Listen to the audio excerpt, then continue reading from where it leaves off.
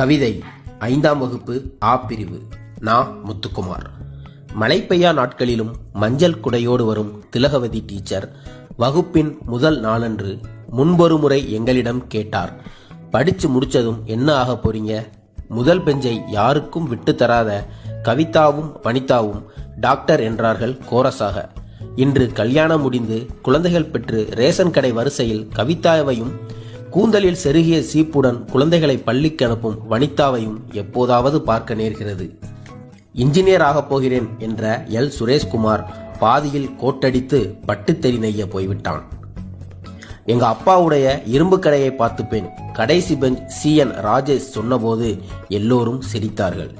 இன்றவன் new ஜெர்சியில் மருத்துவராக பணியாற்றிக் கொண்டே நுண் உயிரியலை ஆராய்கிறான். பிளைட் ஓட்டுவேன் என்று சொல்லி ஆச்சரியங்களில் எங்களை தள்ளிய அகஸ்டின் செல்லபாபு TNPSC எழுதி கடைநிலை ஊழியனானான். அணுசக்தி விஞ்ஞானி ஆவேன் என்ற நான் ஆனா ஆவண்ணா எழுதி கொண்டிருக்கிறேன்.